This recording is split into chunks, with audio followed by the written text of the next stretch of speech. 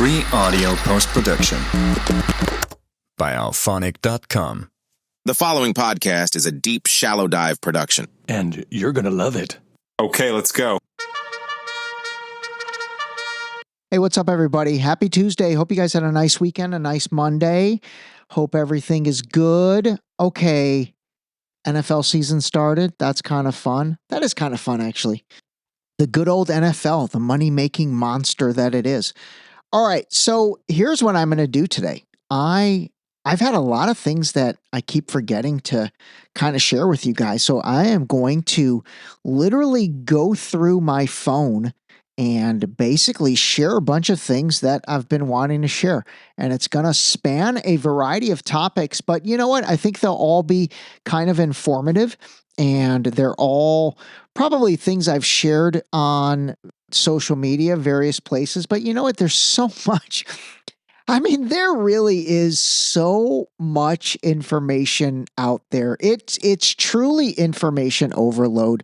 And it honestly gets, I don't want to say depressing, although it does get depressing, but it also just gets exhausting trying to keep up with things. And I definitely go through waves. Like I'm in a wave right now where, man, I'm just not excited about, constantly posting on, really for me, it's Instagram and Facebook.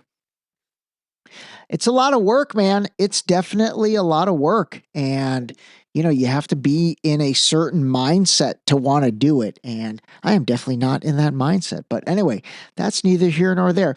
All right, let me share some stuff. I actually think this will be a really fun and interesting and informative episode. So, okay, the first thing I wanted to share is, something I've talked a lot about, and we're seeing a lot of it with President Trump. And again, it's so interesting. I go through these conversations with close friends of mine that are super pro-Trump fans, and a lot of them just cannot or are not willing to basically see him differently and admit that, hey, there's a lot of things that are good. And by the way, there are things that are good.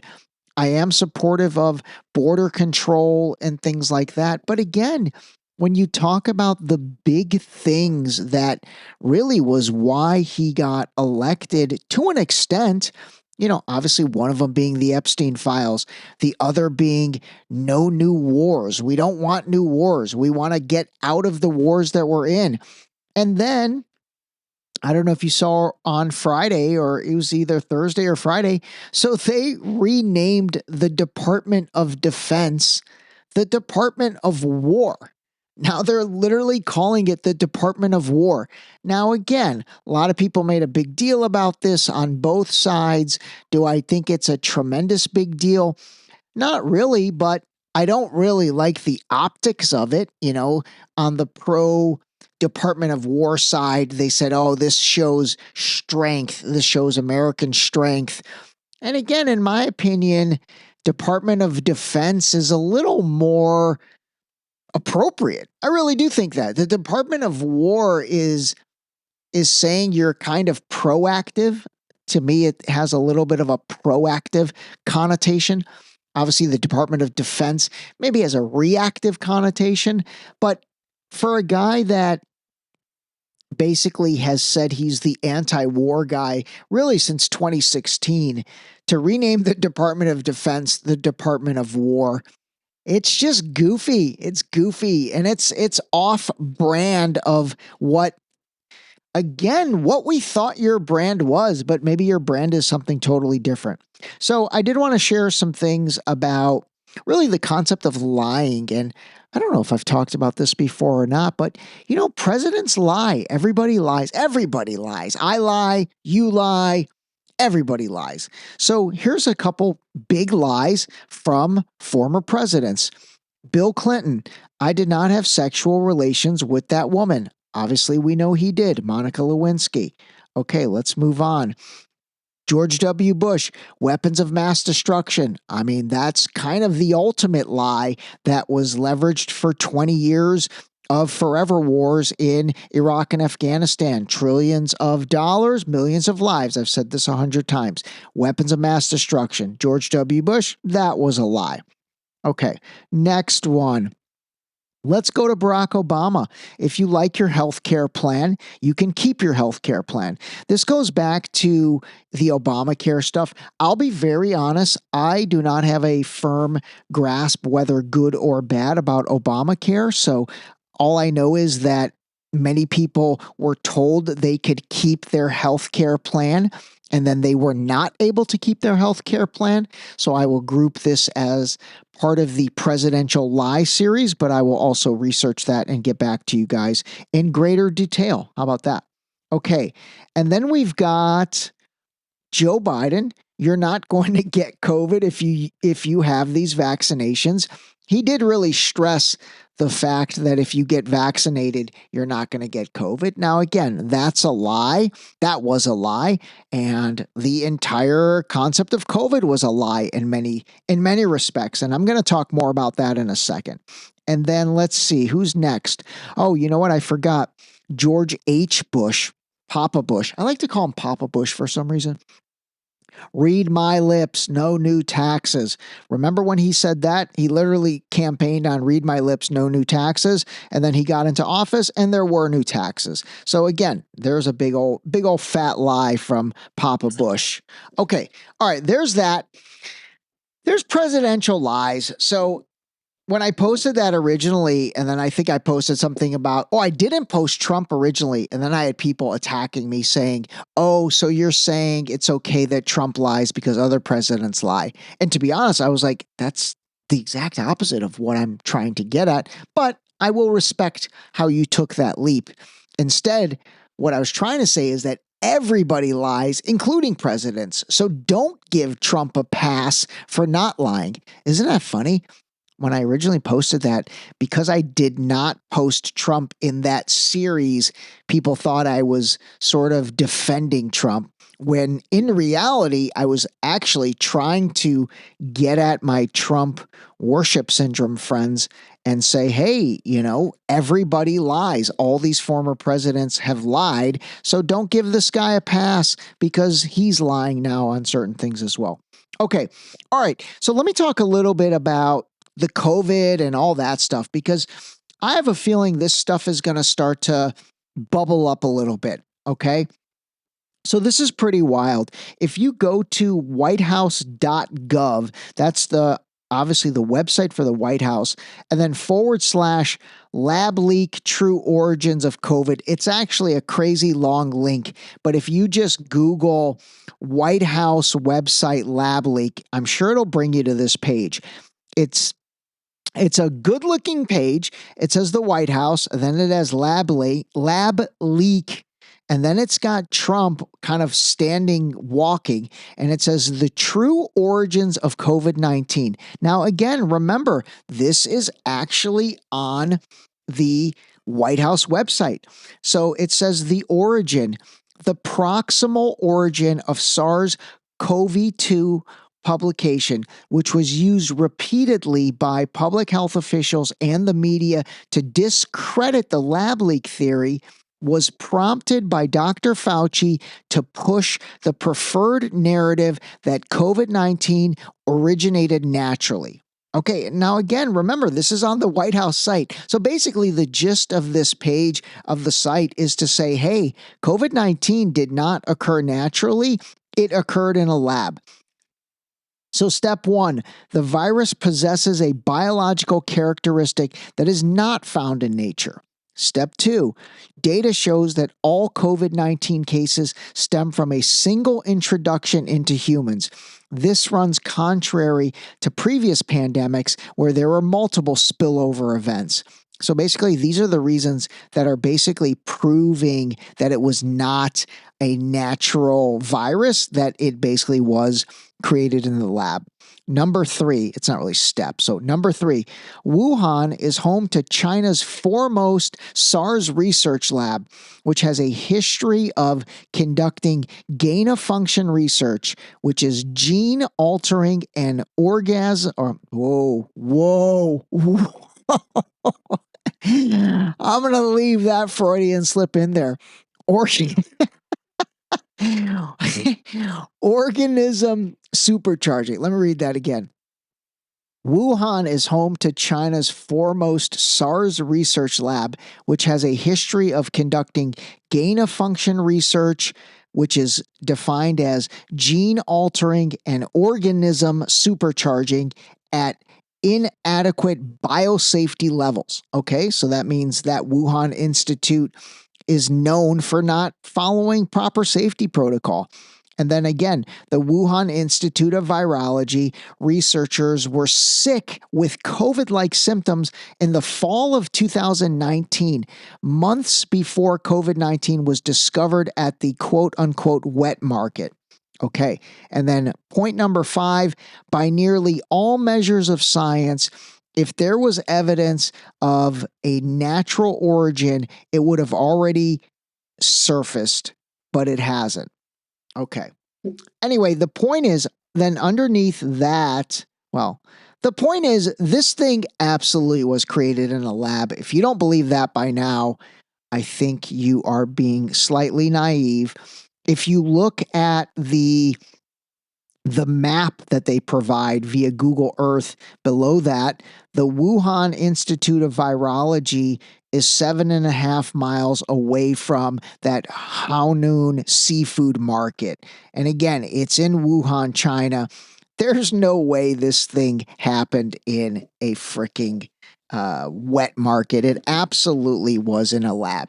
Okay, so anyway, my point is there's an entire page on the White House website dedicated to basically proving that this virus was leaked out of the Wuhan Institute of Virology in a lab. Okay, that's great. I totally agree with that. What I then find crazy is Trump continuing to basically support, the Operation Warp Speed and all the vaccines and all of that process. He's never really backed away from that. And I think I've talked about this before, but I do find that as a tremendous disconnect. So anyway, that's an initial little touch point on the COVID stuff, but I do want to play you a couple clips, and let me make sure I didn't play this clip from Eric Weinstein before. All right, you know what? I did not. So, all right, gosh, maybe I did. But anyway, this is so worth listening to, even if I played it before. So it's about 1:30. I might interrupt at some point during it, or I might just let it go, or at least let the first minute go, and then maybe I'll chime in and then play the last 30 seconds because I did upload the clip in 2 parts. But basically, this is him appearing on Piers Morgan, and really Piers is asking him, what is the main issue of the mRNA vaccine? So he's really trying to understand from Eric Weinstein's perspective what the main issue is, and I guess the dangers for, anybody that's gotten the mRNA version of the vaccine, which that would have been the Pfizer and Moderna. And by the way, I'm not trying to scare you guys or cause you to get annoyed with me for talking about this, but this is kind of real shit that's happening to people. And, from all the research I've done and the people that I've talked to, I think the real problems started with the multiple boosters. I think people that got the first 2 original shots, I don't really think they have experienced as many issues as the ones that have received multiple boosters. Like I'm talking 2, 3, 4, 5. In simple layman's terms, is the issue with mRNA that in an effort to provide immunity against COVID-19, it damages and reduces your general immunity in many people? All right, actually, I will jump in here real quick. So this was really the big thought process about it, or really the big, I was going to say jabs against it. That would have been a funny pun. Okay, let's go with jabs against it. And that was that getting the mRNA, that's kind of a tough little combination of consonants to say in a row. That's going to weaken your immune system. That was really what everyone was saying about it. And, God, I wish that was true, because listen to what Eric says. No, I would say it's actually much worse than that. That's true. But the problem is that the design of this platform is to induce your own cells to make a foreign protein, which gets displayed on the surface of those cells. That's as intended. But because there's no targeting mechanism to lead it to happen only in certain tissues, it can happen haphazardly around the body, including in places like your heart. And what that triggers is your own immune system to see those foreign proteins and conclude the only thing they can, which is that those cells have been virally infected. And the right response, the natural response of the body, is to take virally infected cells and destroy them. So the idea that we get myocarditis from the COVID shots is really standing in for a much starker reality, which is that inflammation, myocarditis, is the symptom of damage to the heart done by our own immune systems in response to the cells in the heart producing a foreign protein and triggering our immune system to attack them. All right. So basically, what he's saying is the mRNA spike protein that got created from the vaccine. Okay. So from getting your mRNA vaccination, Pfizer and Moderna, that spike protein that got created haphazardly attached itself to various places in the body. It wasn't consistent or targeted enough to properly attach. Now, I don't really know where it should have attached, but it was attaching itself, let's say, to a cell that's around your heart, okay? So whereas I originally thought the vaccine was causing that myocarditis and that inflammation, what Eric's saying, which does make a lot more sense, and I'll explain that in a second, he's basically saying, so the spike protein gets created, let's say it ends up around someone's heart, the body itself, the human body, that person's body looks at that spike protein and thinks it's an infection or a foreign agent, and it basically causes that inflammation. You see what I mean? So like the immune system is not weakened by this concept or process of mass scale vaccination. I think that's what a lot of people thought. They thought that the human immune system was weakened by vaccination. It's not that. Gosh, in some ways, maybe it's even strengthened, although I don't think you can directly give it credit for being strengthened. But it's basically working the way it should be. And the creation of that spike protein, it's then attacking that. And so that inflammation that I honestly think has been caused around millions of people's hearts, I really do. Or let's say the spreading of turbo cancer or the rise of all of a sudden all these cancers, it's because all of these spike proteins that got created by getting vaccinated, they ended up in a variety of places, and then it's your own immune system that's attacking them wherever they are, and that's causing the inflammation. Now, let me tell you why I think this makes total sense versus gosh, what I probably thought for well over a couple years, and that was that the inflammation that was getting caused, for example, around people's hearts, which is known as myocarditis, I thought that was because of the vaccine. It's not. It's because of the person's own immune system that is attacking that spike protein that's sitting around the heart. Here's why this makes sense. This is why the issues are so random because everybody's immune system is different, okay? Everybody's immune system is going to act differently. So this is why, somebody might have gotten 7 vaccine shots and they might be totally fine. It might not affect them in a certain way. Whereas somebody else might have gotten the same amount of vaccines or maybe 2 vaccines or 3 vaccines or 4 vaccines and they are affected. It's because all of our immune systems handle, I guess, infections or issues differently. Everybody's immune system really is very unique to them. So it's not a one size fits all when it comes to immune systems.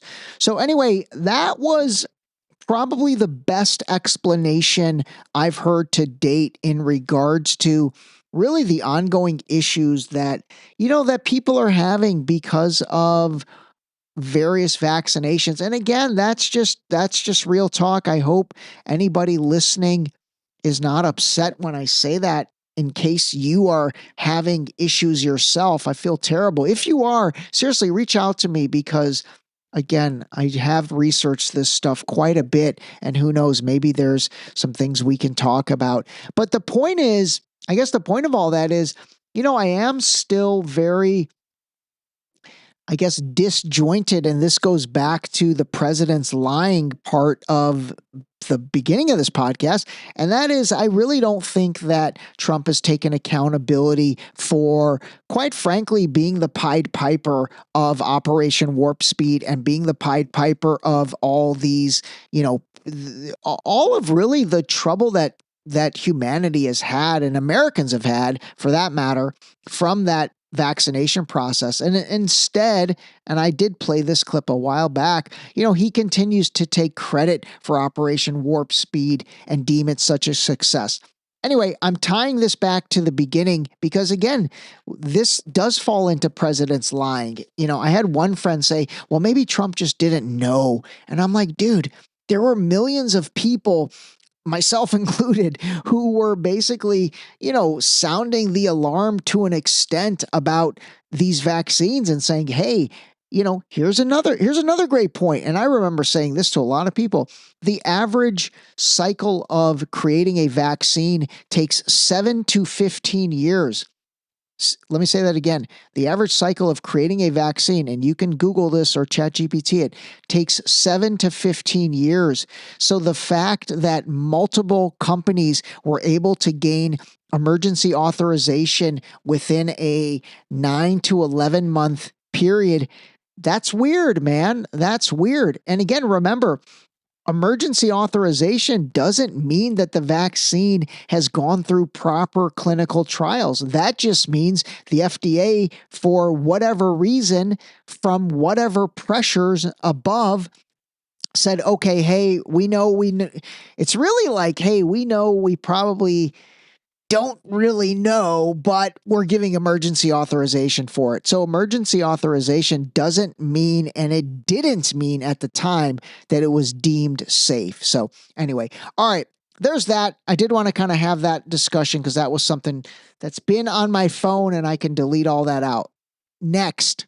We are setting sail with the Global Samud Flotilla. A U.S. veterans delegation is joining the boats and citizens from over 40 countries to break the illegal siege on Gaza and deliver humanitarian aid. All right, you know what? I'm just going to play the first, what was that? 10 seconds of that instead of playing the whole minute. Anyway, you probably have not heard about this because it's really not getting any news except on social media if you follow it. But there are 45 boats that are sailing to Gaza in what's called the Global Flotilla. And then this one's called the Samud Flotilla. I don't really know what that means. But the beginning of that was the one and only Greg Stoker. And Greg Stoker is captaining the veterans boat. So anyway, there's 45 ships that are basically trying to sail into Gaza in order to break the siege and break the blockade that Israel's put on food coming in. And this all plays into, the ongoing situation there. Anyway, I wanted to get this on your radar because it's probably not on your radar, and it's going to be interesting to see what happens.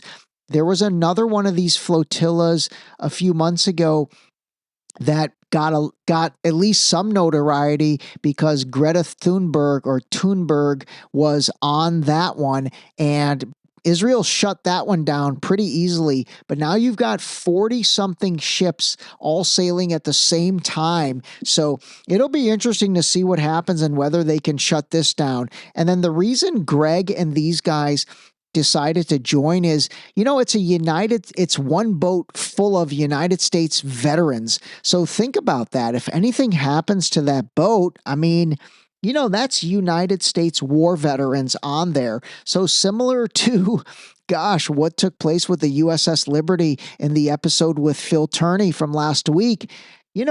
If they bomb that boat, well, I hope they don't. Oh my God, that's Greg Stoker, liberal Greg Stoker, the one and only. I hope nothing happens. But anyway, I did want to kind of put that on your radar.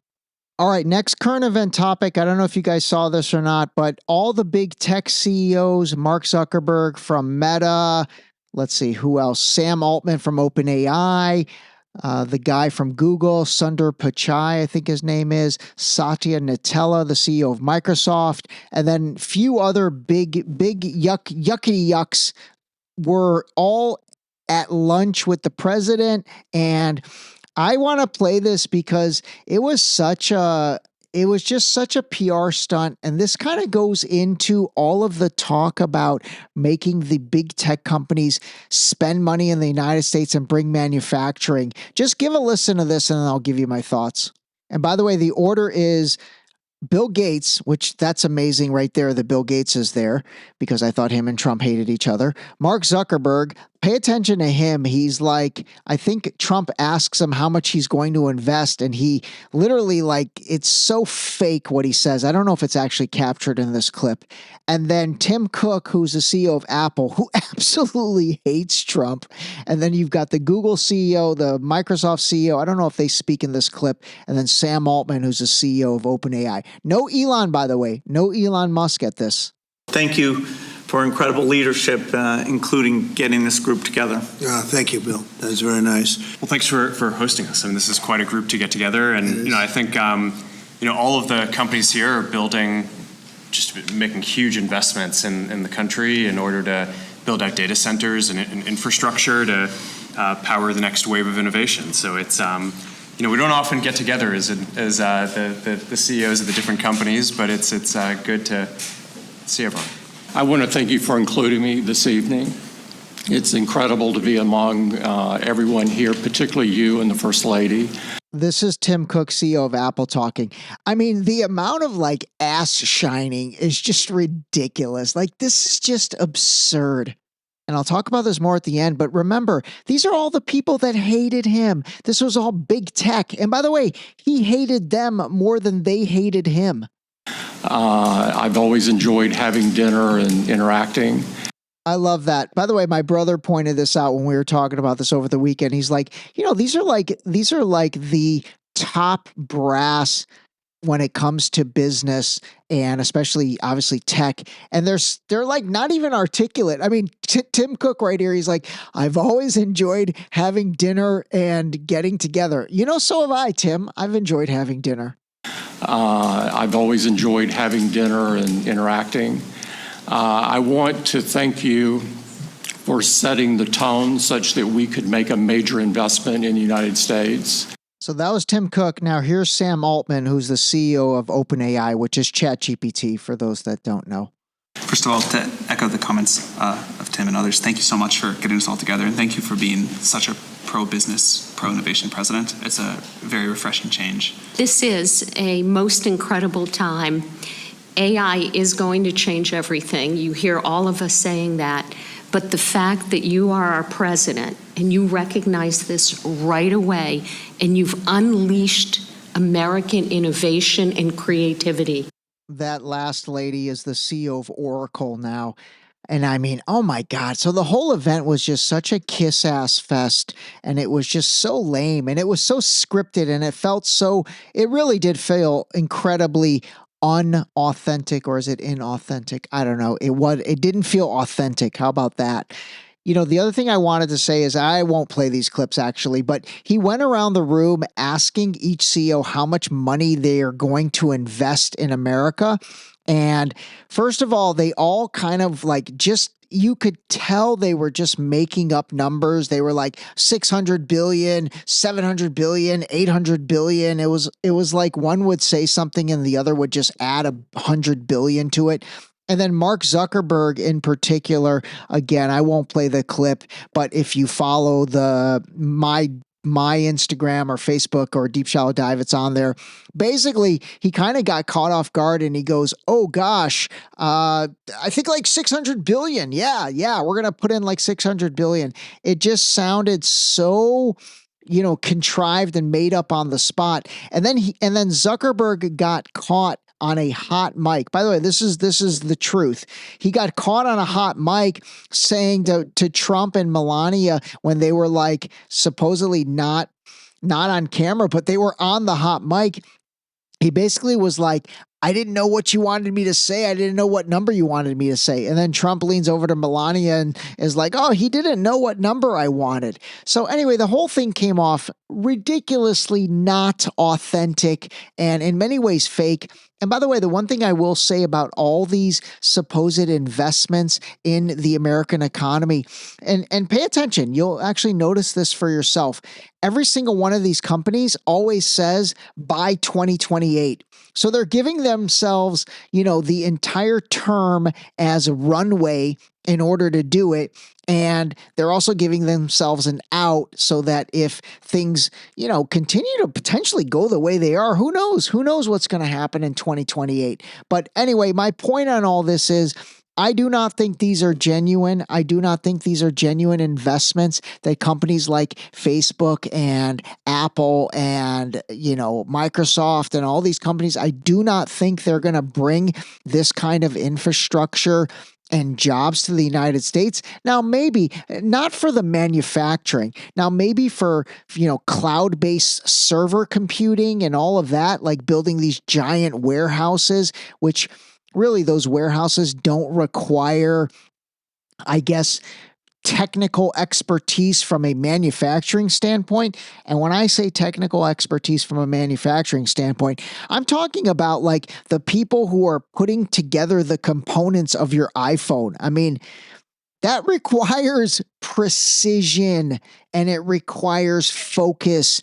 And I just do not think I don't know if the American workforce, well, I guess it'll have to be trained in order to do that. But anyway, my point is, I don't think all that stuff is ever going to happen. I think it's a lot of talk right now. All right, I just realized I'm at 32 minutes. All right, everybody, that's about it. We've got guest episodes coming this week. I'll try to come back with one more episode on my own. Call a spade, call your parents, keep the ideas coming. I really do appreciate all the feedback. I know I'm a little late in getting back to people, especially on the emails, but I promise I will. I promise. If you get in touch with me, you will absolutely get a response. It just might take a few days. So anyway, all right, that's about it. Call a spade, call your parents. That was a great way to end it. This episode was brought to you by Zippix Nicotine Toothpicks. Zip more, smoke less. Totally satisfying, discreet, and delicious.